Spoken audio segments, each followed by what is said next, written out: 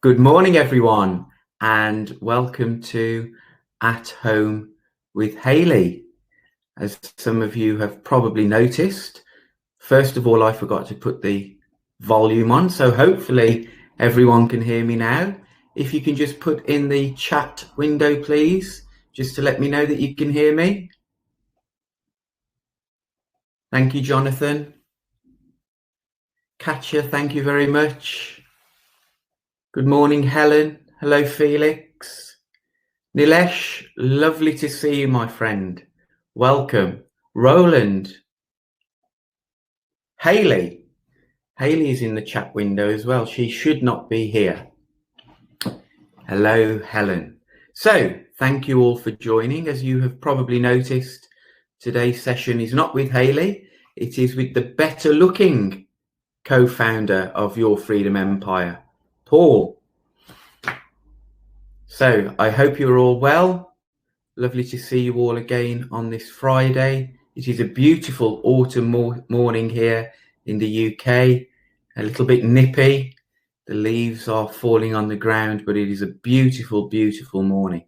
And I thank you all for joining the webinar. It is a slightly different format of the webinar today. You've got me for the update. Hayley is out and about actually viewing a commercial property that we are looking to buy, that we are very excited about, that we will be sharing with you. It's all hinging on Hayley's negotiation skills this morning, on whether we actually secure that deal or not. But it is a former closed commercial building. I'm just going to put on my Tony Stark glasses, which is my blue light blocking glasses, as my eyesight is deteriorating slightly as I progress in age. Anyway, I go off topic. Back to this commercial building. It's a it's a closed commercial building now that we are looking to acquire in a town centre that's experiencing lots and lots of regeneration at this moment in time. We are looking to convert it into 14 self-contained 1 and 2 bedroom flats and a 22 bedroomed HMO that is going to be offered entirely to the local university of the town. So we're very excited about that particular deal. Hayley does apologise for not being with you in person today. She is on the webinar, I can see. Let's hope she doesn't blow this negotiation deal of ours, but she is with us at the moment. So that is why she's not here this week. You've got me to do the update. We don't have a special guest for you either this week. I'm going to give you a COVID update, a property update, and then the guests will resume again next week. Next week, we have a eviction specialist coming to speak to you all about the eviction process. Fantastic guy named Charles. And we, unfortunately, I have to report, over the last 10 years or so, have used Charles' services on a couple of occasions.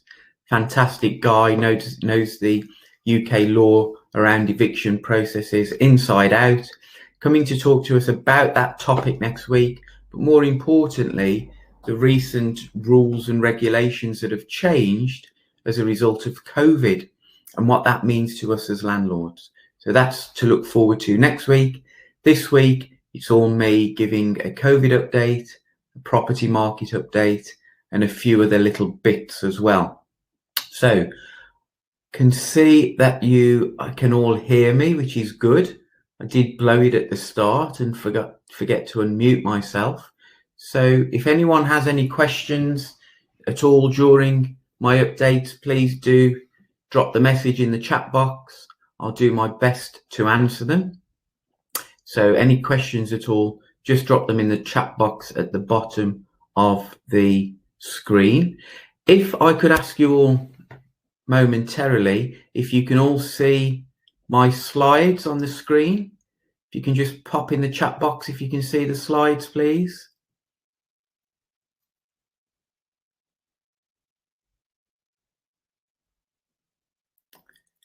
Hayley, yes. Excellent. Jonathan, thank you. Brilliant. Okay, so I'm going to turn the camera off now because you've all had enough of my face. And I'm going to go straight into the update. The first thing that I want to discuss with you is around COVID. There's been an announcement this week around COVID and a new 3-tier lockdown rules that are coming into the whole of the UK. I just want to summarise that for us, just so that you can understand what this 3-tiering system means and the likely impact that it's going to have on us as property investors and landlords within the UK. So the government has introduced this local COVID alert level, that it's called, more commonly known as this 3-tier system.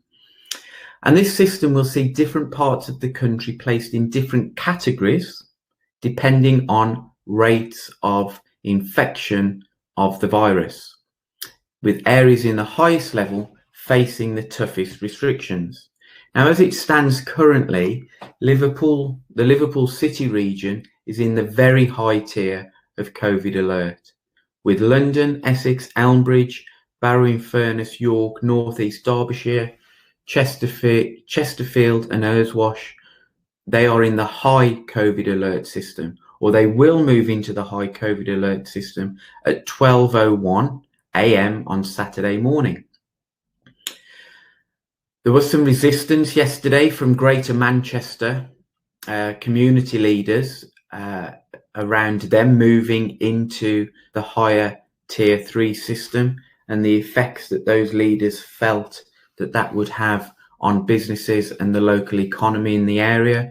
So as things stand at this moment in time, Greater Manchester are not in tier 3. So just very briefly, what is this 3-tier traffic light system? So the local lockdowns are determined by the system, and the new approach is dividing the country into different areas based on local infection rates, which will dictate the severity of the restrictions imposed on those areas. Now, the plan is that these local restrictions will work alongside the NHS Test and Trace app, which sees people scanning a special QR code to enter and exit pubs, restaurants and bars. The app will then send a message to the user about lockdown conditions when the coronavirus risk profile changes. This is all dependent on, however, people actually using the app effectively and correctly. At the moment, schools, shops and universities will remain open. And in Liverpool, the first location placed in the top tier, leisure businesses have also been ordered to close. So just summarising the 3 tiers. So tier 1, this is the medium level. And the medium level will cover most of the country and will consist of the current national measures. This means those in tier 1 must abide by the rule of 6 for households and the closure of hospitality venues at 10 PM. Level 2 or tier 2, this is the high level. This level reflects many areas currently under local restrictions. In areas such as these, people will be prevented from mixing with other households when indoors, and most areas of the country are already subject to local restrictions, but this will move to the higher alert level. The rule of 6 will continue to apply outdoors and in private gardens, and areas currently within this tier are London, Essex, Elmbridge, Barrow-in-Furness, York, North East Derbyshire, Chesterfield and Erswash. They will actually move into that tier again from tomorrow, October the 17th. And then finally, tier 3, which is the very high level. This will apply to areas where the transmission rates are causing the biggest concern.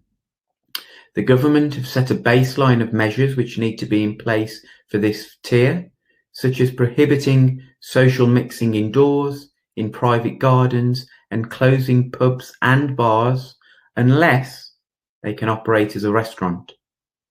People would be advised against travelling in and out of these areas.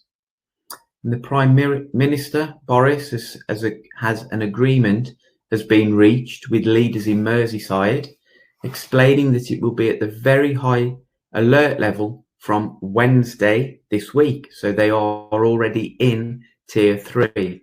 Gyms, leisure centres, betting shops, adult gaming centres and casinos are all closed.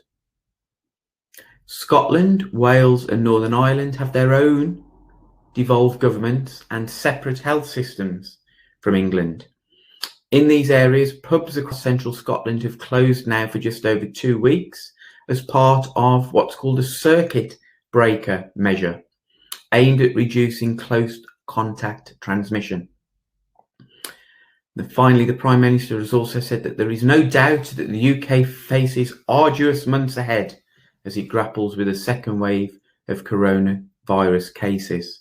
There are many within the media calling out the risk to the economy and businesses in general.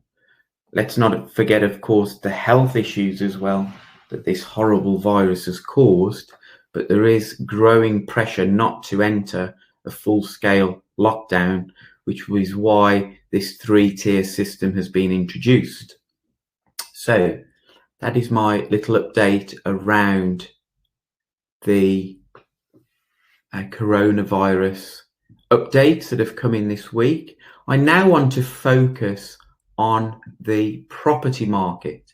Just checking in with you that you can all still hear me. Adrian, yes, thank you. Helen, brilliant. Sue, thank you for that. So I now want to go into my property market update. Now, any one of you investing in the property market currently, I'm sure you will agree with me how crazy the market is going at this moment in time. Properties are going close or over asking price.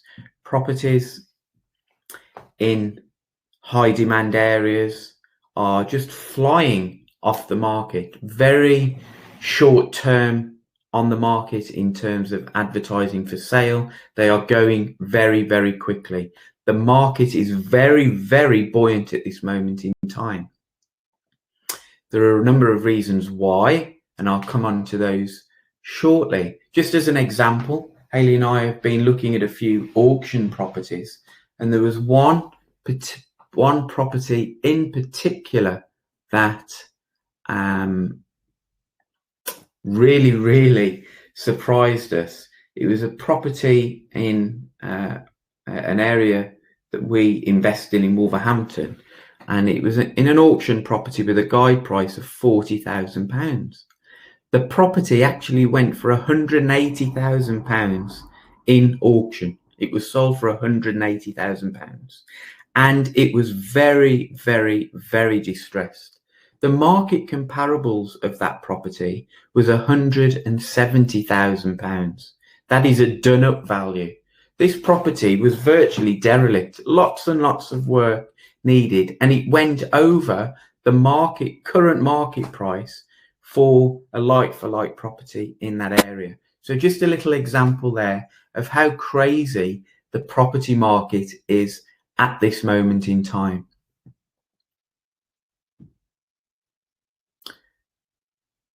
Hopefully you can all see my slides now.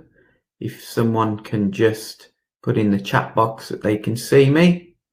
Hayley, are you still there? Excellent. Okay, so let's have a look at a little bit more in depth of the property market. So, as I've said, this crazy time within the market at this moment in time, house prices have actually risen by 0.9% in September, according to Nationwide, which is one of the leading lenders in the UK. 0.9% increase in September. And this takes annual growth up by 5%, which is its strongest property market growth since September 2016. And we are actually seeing fairly even growth across the whole of the country, with most regions of the country, sitting at between 2 to 3% growth over Q3 2020. In fact, the Northeast has seen the strongest growth over the quarter at 3.1%, followed by the commuter belt around London at 3%. London itself sat at 1.5% quarterly growth for Q3, and this actually followed a weaker Q2 for most regions. Scotland was the only region during this quarter that was down in terms of growth, and Scotland was down by 1%, according to this nationwide report. Now, strong price growth has been driven by high levels of competition, as we are all seeing, and market activity. New sales subject to contract, SSTC, at the end of September were at 175% of last year's level. Unbelievable. They have fallen marginally through September, down from 183% of last year's level at the beginning of the month. And while sales subject to contract remain high, it is taking time for them to filter through to completed transactions. So we are seeing a slight delay in transactions completing. Now, that may be for a variety of reasons. More likely, due to the high level of sales, the conveyancing, the solicitor process is becoming more overwhelmed as there are more property activities within the marketplace. So the solicitor process, the conveyancing process, is just taking that little bit longer. Another report from RICS, the Royal Institute of Chartered Surveyors, suggests that new activities may have actually now hit a peak. September saw 76% of surveyors report rising levels of new buyer inquiries, and 69% reported rising levels of new instructions. Whilst this is still very positive, RICS are saying this is the second month these indicators have slipped down from their record high in July. Evidence of this strong activity is also being seen in the mortgage market, which is good news, which saw a 12-year high for the number of mortgage approvals in August. Rising rates and more stringent loan-to-value requirements may restrict the market going forward, however, especially for those with lower deposits, such as first-time buyers. And as a result, RICS are saying, or the RICS report is saying, that they expect first-time buyer numbers to fall away and home movers with equity to take a larger proportion over the market over the coming months. Savills, which is a leading market provider in the UK, now expect positive value growth across all regions this year, but they are predicting that we will see no growth in 2021. So while 2020 has been stronger than previously anticipated, rising unemployment as the government reduces its support, the end of the stamp duty holiday in March 2021, and underwhelming August GDP levels for the UK, and of course the impending end of the Brexit transition period, we will likely see a subdued market next year. So you've heard it here first. Get yourselves ready to start buying at points next year, as all these factors that have rejuvenated the property market during the initial stages of the pandemic start to become to a close. We should start to see more opportunities in the UK property market in 2021. So that was the sales element, which seems all very well and good.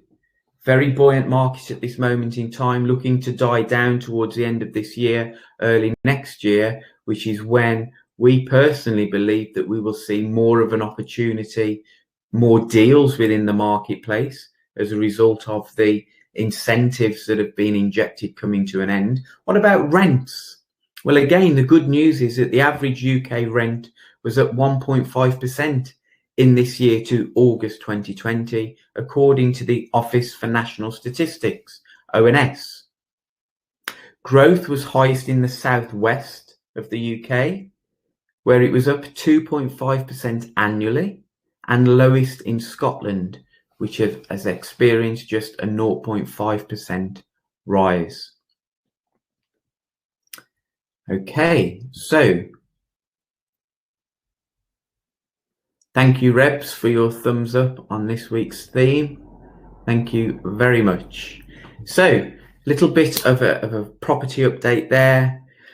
Very much the theme that Hayley's been speaking about for the last couple of weeks now. Market crazy at this moment in time. Lots of competition due to the incentives that the government has introduced to try and prop up the economy and assist the housing market. They will start petering off now, and that is when we should start to see more benefits for us as property investors within the UK property market. I now just want to talk about a couple of the schemes that are coming to an end, just to put it into context of how this will actually assist the housing market within the UK.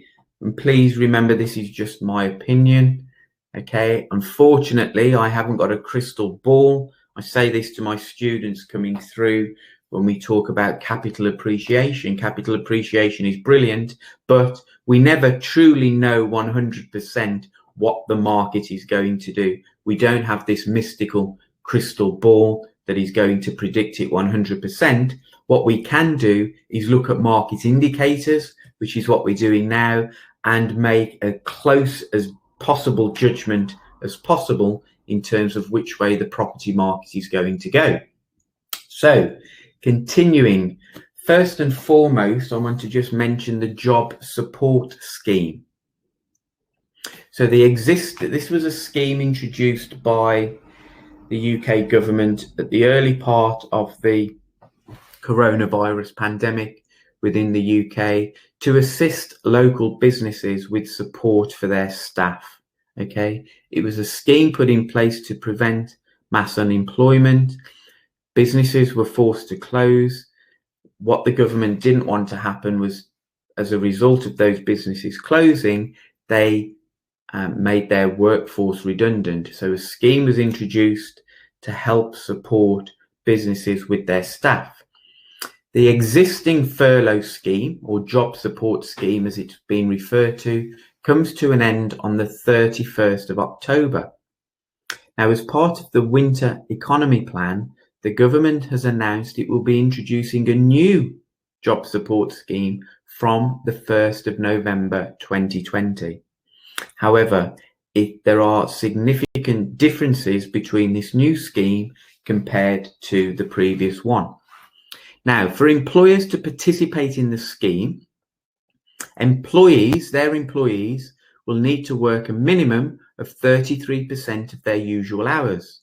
For every hour not worked, the employer and the government will each pay 1/3 of the employee's usual pay.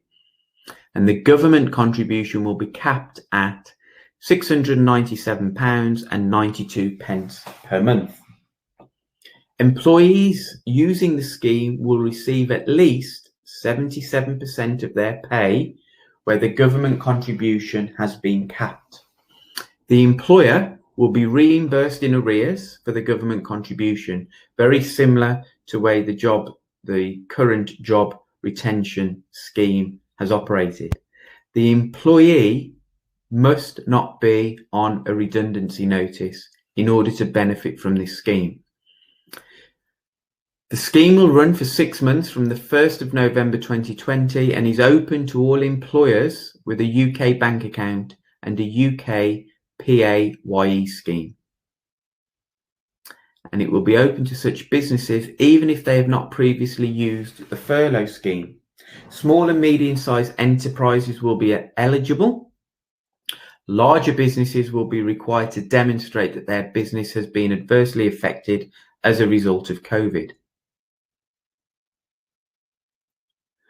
The job support scheme will sit alongside the job retention bonus scheme, which was announced by the Chancellor in July.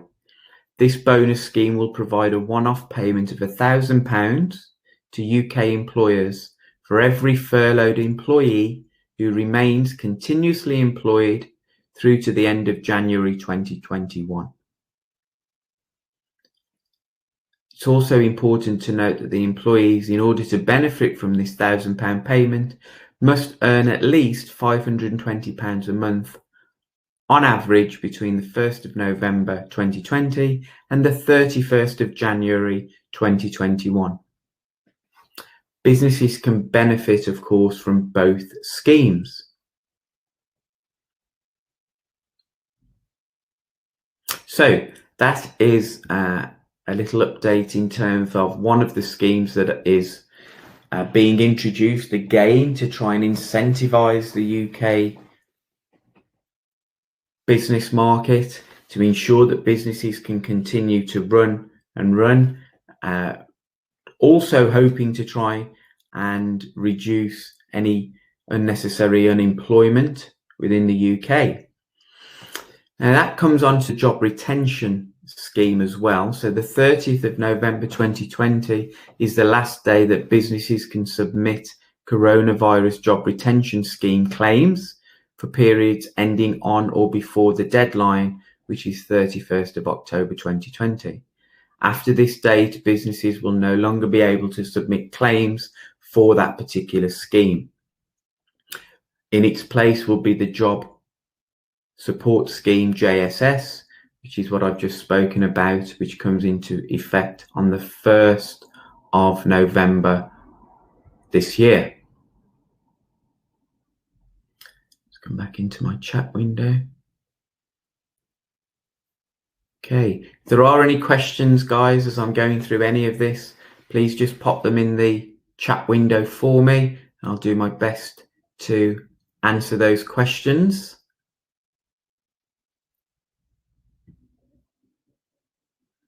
So moving on, we've obviously got Brexit. Seems a distant topic now with what's gone on this year, but we are still in the midst of Brexit exits, UK leaving the European Union, and these talks have been reinitialized over the last couple of weeks. This is obviously going to still affect the marketplace. Mainly the initial discussions over the last couple of weeks are around businesses who trade with the EU. They are no doubt watching the Brexit negotiations closely, whether or not there's going to be a free trade agreement, and also the administrative changes for trade and travel, and how this is going to affect the UK economy going forward. So just to summarize some of the actions that people and business owners need to take or be aware of in terms of their circumstances, these changes include making sure that you are ready to travel to Europe from the 1st of January 2021, for example, by getting comprehensive travel insurance, ensuring your passport is valid to travel to Europe. This is if you're in the UK, and checking your roaming policy with your mobile phone provider. If you want to travel to the UK with your pet from the 1st of January 2021, you need to contact your vet at least 4 months before you travel. Businesses need to make sure that they are ready to, if they are exporting or importing from or to the EU, for example, by getting EU EORI number or registering with the relevant customs authority.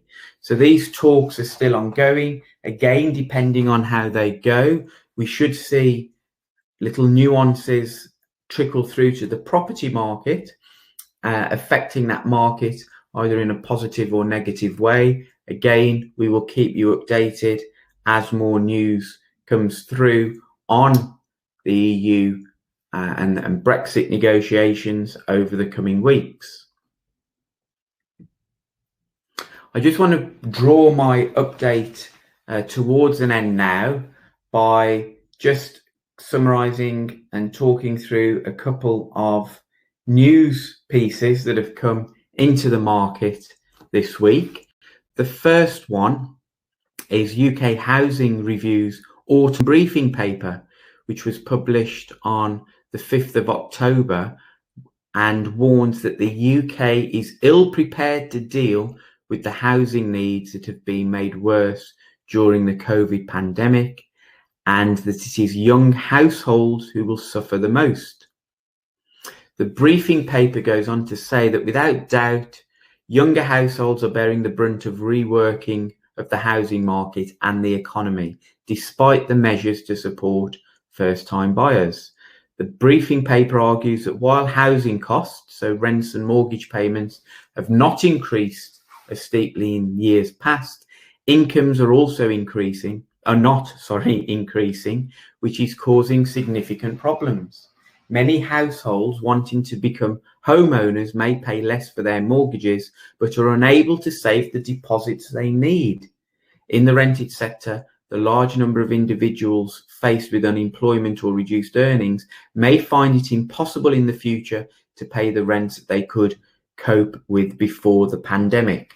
This is a really, really important point for us. So on the sales side of the market, we are seeing that it is getting harder and harder for people to buy houses to live in. Okay, so we are still in generation rent. These papers are again highlighting the massive need for houses within the UK. Okay, we are a very small island with lots and lots of people, more people than houses. There is a huge demand for property within the UK. That is why it is so appealing to us as investors. Okay, the private rental sector is playing a massive part in this housing shortfall, and the government needs property investors such as us, all on this call and listening on YouTube later, to meet the demand for houses within the UK. And there is no signs whatsoever of that changing at all. So we are seeing, however, that it is harder for people to buy their own house due to the large deposits that are needed. The report also mentions about people not paying their rent, for example, if they become unemployed as a result of COVID. What we passionately talk about within Your Freedom Empire, we are all business entrepreneurs. Every single one of us is property entrepreneurs on this call. We all agree. If we were in a room, I would ask you all to put your hand up now. Who's in agreement with me? We are all property entrepreneurs. Our main job, okay, as a property entrepreneur, as I feel passionately about, is to find solutions to problems always, because problems exist every single day of the week and we will never get away from problems. Okay. However, a problem does not mean that we stop. It shouldn't mean that we stop. As professional entrepreneurs, property entrepreneurs, we need to be finding solutions to problems all the time. And I firmly believe that if we get into this solution orientated mindset, okay, and accept that there's a problem, but realize that that does not mean an end to our journey, but rather just an obstacle that we overcome. And if we can overcome that obstacle, we will be successful. I firmly, passionately believe that in life in general, but even more so in our property businesses. On this subject of rent, I feel like I've digressed a little bit. On this subject of rent and tenants potentially stopping paying because of COVID or not being able to, there is a fundamental thing that we can do as sophisticated property investors, and that is to take out rent guarantee insurance on our tenants. It is a no-brainer as far as I'm concerned.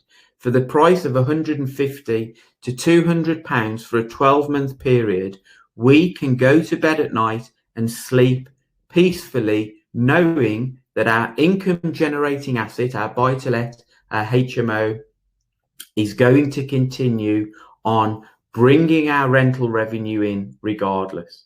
If unfortunately our tenants come to a situation where they are unable to pay their rent, we may need to go down the eviction route in order to do that. That is a very costly process.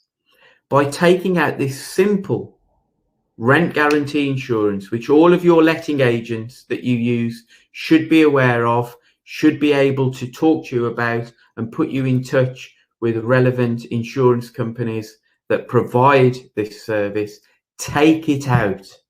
Okay, you are covering all of your bases for your property business.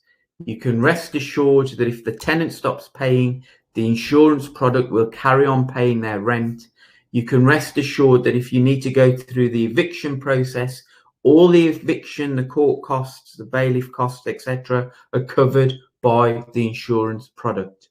So what could cost many, many thousands of pounds can be wiped out instantly with this rent guarantee insurance, which is going to cost you around £150 to £200 per year per tenancy agreement that you issue in your property. It is a no-brainer as far as I'm concerned, and I would highly recommend that you look into that if you haven't got that particular insurance product in place currently within your property portfolio.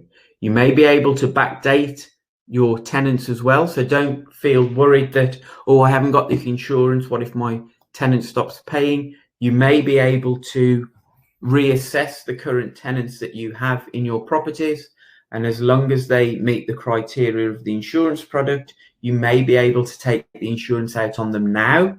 So there are products in the marketplace where you can backdate tenants if they are already on the tenancy before you have taken this product out. So I would recommend you looking into that most definitely. The other piece of news that I want to just bring to your attention is around electronic signatures for the conveyancing process. Those that know me know that I'm from an IT background. I don't class myself as a techie anymore, but I still take an interest in technological improvements. One big improvement, as far as I'm concerned, is around the conveyancing process, which if you speak to our solicitor within the Your Freedom Empire Power team, he will tell you he's been a solicitor for 40 years or so now. He will tell you most definitely that the conveyancing process within the UK is a very, very archaic process that needs to be revolutionized and brought into the current century, most definitely. But I'm pleased to report that this is starting to go in the right way. So we saw earlier in this year, in the year, that you can now sign conveyancing documents electronically rather than having to go in person. I think this was bumped forward as a result of COVID and obviously wanting the social distancing and people not having to go unnecessarily into their solicitors to sign their conveyancing papers for purchases or sales of properties. So we can now sign electronically. But earlier this week, HM Land Registry has also revealed it is close to publishing its draft guidance on more sophisticated form of electronic signatures that will not require a witness in the conveyancing transaction. So you can sign your documents electronic currently. They still require a witness. The Land Registry is now looking at ways to remove that additional step, which will again improve the speed of the transaction, improve the speed of the process, which, as we've already spoken about on the webinar today, is quite slow, I think is the most polite way to put it, quite slow in getting from A to B and completing on a transaction. And again, finally, I am just going to update a couple of statistics around UK house price growth. Again, just to reiterate how crazy the market is at this moment in time. Many people believe that as a result of COVID, the property market was going to dip. UK house price growth headline this week has actually hit an 18-year high. 18-year high house price growth, but the outlook darkens, RICS say. So, just in summary, a post-lockdown boom in Britain housing market pushed the gauge of house price growth to an 18-year high this month, but the outlook is darkening fast ahead of an expected jump in unemployment, a survey showed yesterday. I love these head-grabbing headlines, and let's not forget, guys, that the media is a business. Okay, it needs these extraordinary headlines in order to sell. It is a business. Okay, and any business needs sales in order to grow and carry on running. The media industry is no different. However, we within Your Freedom Empire love to use these attention-grabbing headlines to our benefit, particularly around negotiations when we're negotiating with letting agents and landlords. And those of you that have been through our training, I'm sure, certainly my training with me, I'm sure you've heard me harp on about using the media to our advantage within our property business. But anyway, the Royal Institute of Chartered Surveyors said its house price index shot up unexpectedly to +6.1 from +4.4 in August, the highest reading since June 2002. June 2002. That was actually the first year that Hayley and I bought our very first buy-to-let property. I do not know where those 18 years have gone since. Anyway, a Reuters poll of economists had pointed to a reading of +40. So this +61 reading really has surprised the marketplace. The survey, which is based on the findings of surveyors across the UK, added to widespread evidence of a surge in housing market activity, spurred by a release of pent-up demand following the coronavirus lockdown, with people seeking bigger homes and a temporary cut to property sales tax.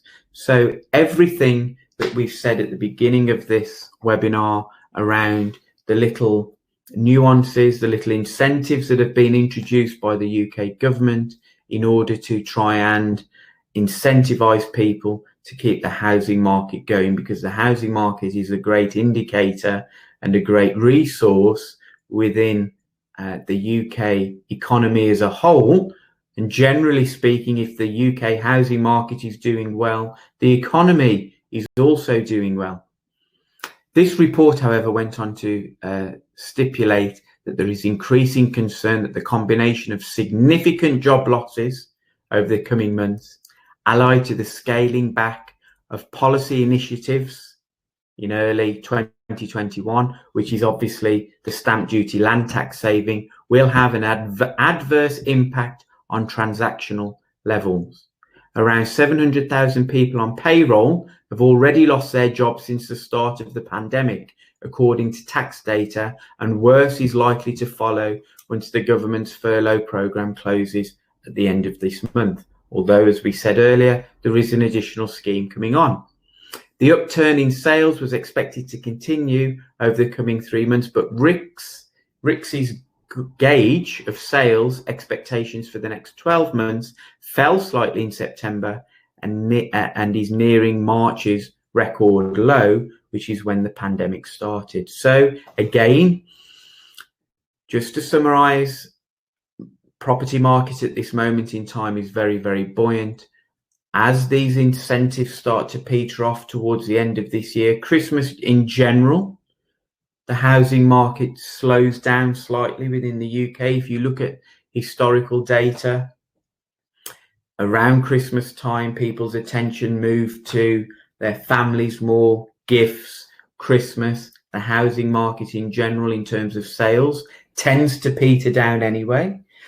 That now coupled with the incentives within the UK economy coming to an end and reducing, we firmly believe within YFE that the opportunities within the housing market towards the end of this year, certainly by quarter two next year, this is when we need to be ready to start investing, as that will be when most of the opportunities start coming to the forefront for us. Okay, so hopefully I haven't bored you all to death with my property market update. I'm sure that it's not nearly as enthusiastic as Hayley's, but nonetheless, Hayley will be back next week, I'm pleased to say. But before I pull the webinar to an end, I just want to draw your attention to, I'll come on to the question shortly. I just want to talk about this YFE event that we have now in place. I don't know whether you've seen on our social media channels, but I am over the moon to announce to you all that Pip Stellick has joined the YFE team. For those of you that don't know Pip, he is a phenomenal guy, speaker, executive mentor and advanced trainer. Pip is based in the US. He's done a lot of work for training organizations previously. He invests himself in the US market. Really, really great guy, great ethics, great integrity, fantastic speaker. Motivational mindset is unbelievable with Pip. Really, really pleased to have him as part of the YFE team. He's a fantastic addition to the family, and he's going to bring even more benefit to all of our students and family members. So with Pip, we are running our first live 2-day event. It is an online virtual event on the 14th of November, starting at 8 AM UK time. It is a paid for event, but everyone on this webinar or who listens to us later on our YouTube channel can attend the event for free if you enter the code PSC, Property Success Convention 111, PSC 111 at checkout. You can attend the 2-day event for free.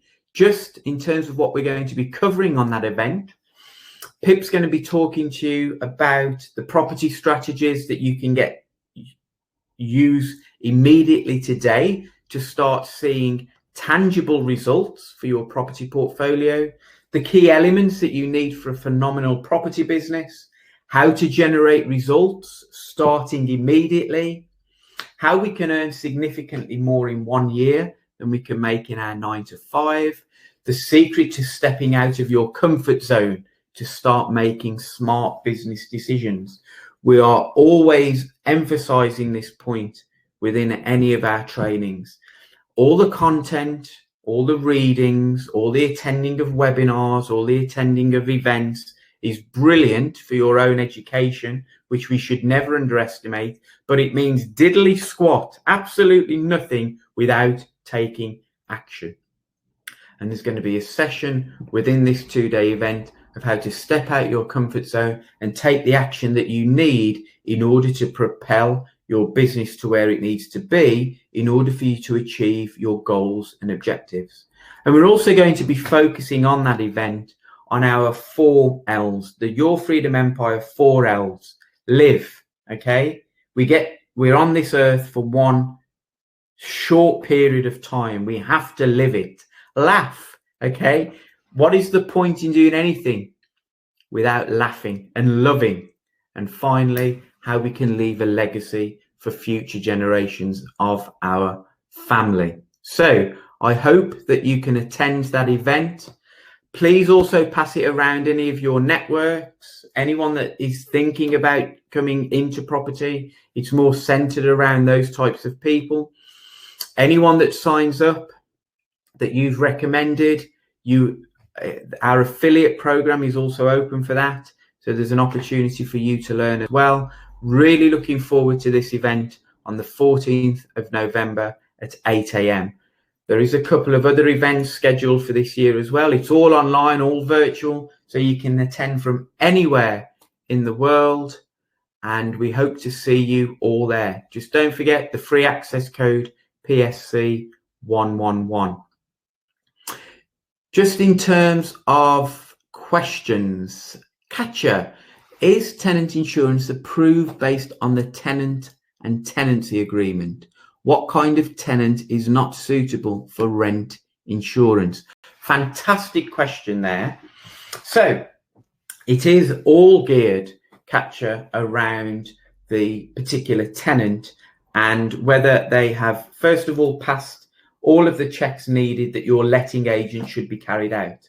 Now, as sophisticated property investors, we should all be using our letting agents, and our letting agents should be carrying out tenant checks before we issue any tenancy, okay, even before COVID, okay. And some of the checks that they are likely to carry out are a credit check, previous landlord check, an employment check, obviously the right to rent. Better get that in there just in case there's any compliance police listening. We definitely need the right to rent check. But all those checks go together and formulate a score. And if the tenant achieves or exceeds that particular score, they will be eligible for the rent guarantee insurance.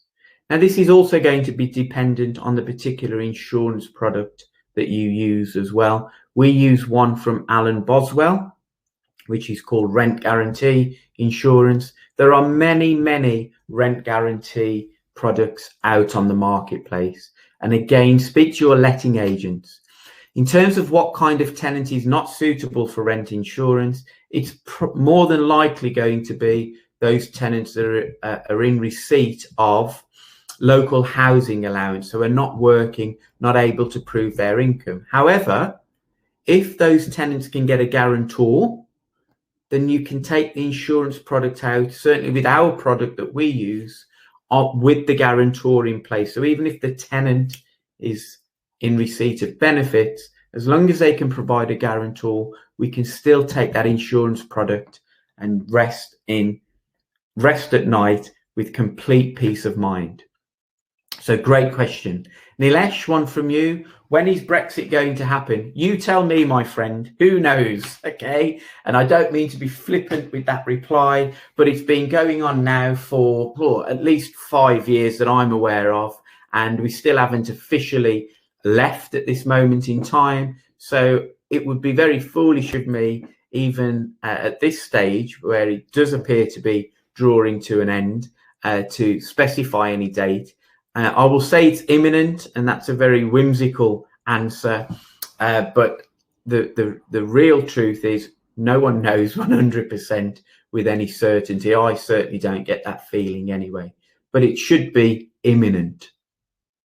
Sue, thank you very much for your kind comments. Katja, tenant on University of Credit suitable? Probably not, no. Rebs, thank you very much for attending. So I think I've covered the majority of the questions. If not, I will go through the chat box. I'm not great at multitasking.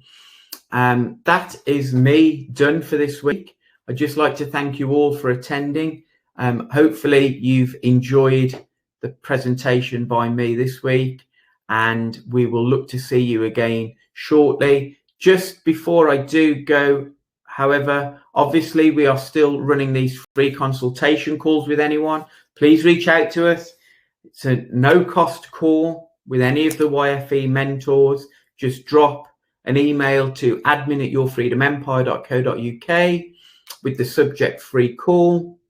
If there are any webinar questions. Oh, Roland. Hi, Paul. When do you see the option to use the code PSC111? You see that code on the checkout page. So if you go to our webpage for the event and you click to join us, you will then be presented with an Eventbrite window.